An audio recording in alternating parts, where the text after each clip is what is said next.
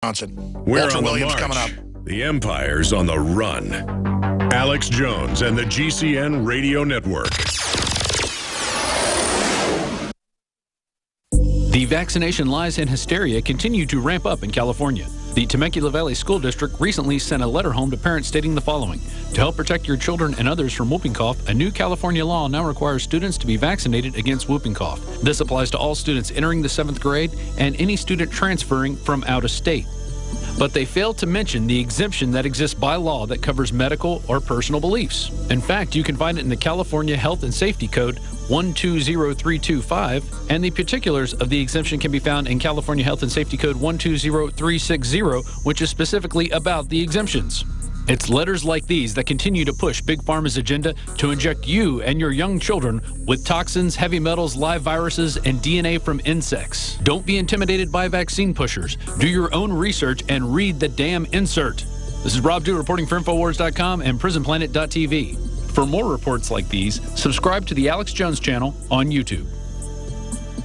Hey, how you doing, Alex? Good, brother. Just recently started using your products. Everything you said about them's correct. Me and my wife both use a lot of them, and it's made a lot of changes in our lives here. Well, thank you, brother, because it also funds our operation. But doing that, I know I've got to have the highest quality. Super Male Vitality was developed to activate your body's own natural processes instead of using synthetic chemicals. We do the Super Male and the Super Female Vitality. Big changes, a lot of energy. We've gotten off of the cheap energy drinks, energy shots, saving a ton of money there. Sourced from powerful organic herbs, harvested around the planet, and then concentrated for maximum potency. They want to stun and dumb down, and energy drinks and stuff just cover that up for a while, but then burn you out, in my experience, whereas stuff that gets your glands naturally going goes right to the source. So it's pretty exciting, and I love it. Visit InfoWarsLife.com today to secure your Super Male Vitality and other powerful products from InfoWars Life.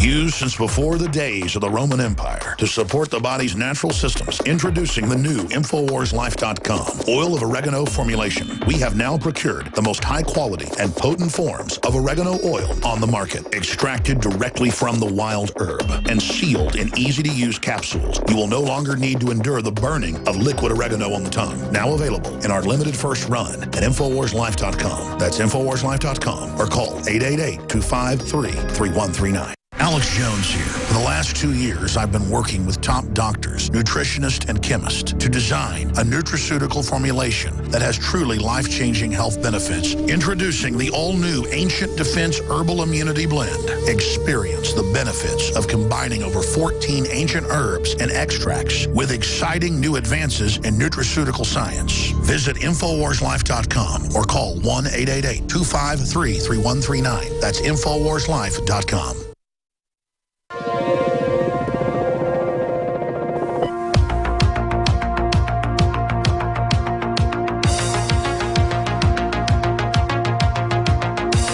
Listening to an Infowars.com frontline report. It's Alex Jones.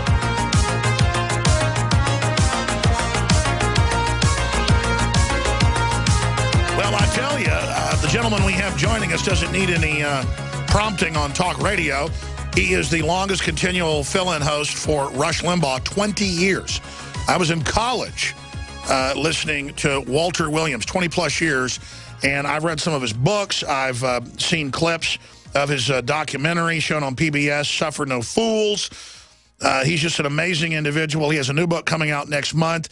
Everybody should pre-order at Amazon.com, American Contempt for Liberty. Comes out May 1st, a strike, I guess, at the Socialist. I'm not going to go through all of his lawyer degrees and PhDs in economics and all the rest of it, I mean, because it would take too long to go over all his degrees. But I got to say, and I said it earlier, I like it when he hosts for Rush Limbaugh's show better than Rush. It's more hardcore, but I'm going to quit kissing his butt and just get right to the actual meat and potatoes.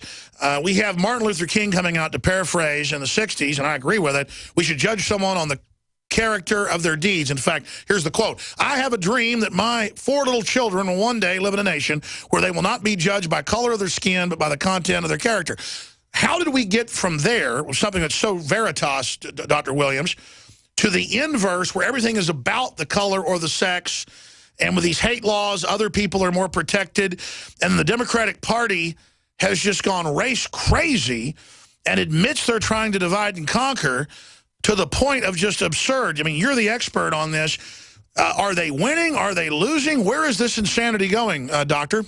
Well, I'm not sure whether they're winning. They're fairly strong, but I think that what has happened is that after the civil rights movement, people found that they can hustle, they can become poverty pimps, they can make a lot of money. Al Sharpton, he gets a lot of money, or Jesse Jackson, and I think I don't know how wise it is of us to ask Al Sharpton to go out and get a real job. And make much less money. He just makes money on hustling and exploiting whatever problems that might exist among blacks and whites. But I think one of the things that goes unnoticed and is not said enough, and that is black Americans as a group have made the greatest gains over some of the highest hurdles in the shortest period of time than any other racial group in the history of mankind. And okay, so what's the evidence of that? Well, if you add up all the income that black Americans earn each year and thought of us just as a nation, independent nation, we would be the 17th or richest nation on the face of this earth. There are few black Americans who are among the world's richest people. There was one black American who was the head of the world's mightiest military, Colin Powell. And some black Americans are some of the world's most famous personalities. Now, the significance of this is that in 1865, neither a slave nor a slave owner would have believed that these kind of gains would have been possible in just a little bit over a century. And as such, it speaks to the intestinal fortitude of a people, but just as importantly, it speaks to the greatness of a nation, because these kind of gains would not have been possible anywhere in the world except the United States of America. Now, just because these gains have been made, it doesn't mean that they're not major problems, but the problems are not civil rights problems. That is, many people look at the problems that in many black communities as civil rights problems, and the civil rights struggle is over and is won. That is, at one time, black Americans did not have the constitutional guarantees of everybody else. Now we do. But the fact that civil rights problems are over does not mean that they're not problems, but they're not civil rights problems. And the point is that if we view them as civil rights problems, the solutions will be elusive forever. Well, that's right. And it seems like the Democratic poverty pimps, the Democratic Party, they don't want their old paradigm to end. And so now they're just hyping up any slight they can to create division, to create hate. They're promoting all this, what I call reverse racism. It just goes on. And it's cartoonish when you see it. But it's not just with black folks it's happening. The political entitlement of how they're trying to make women think that men somehow have, tried to screw them over, or that anybody with any money is bad, and that capitalism is bad. It just seems like there's a death wish for the country coming out of the whole Soros-funded combine. What do you think's behind this as an economist and a lawyer, Mr. Williams? Well, I always say follow the money. And so there's a lot of money and a lot of jobs to be had for people who are involved in this hustle.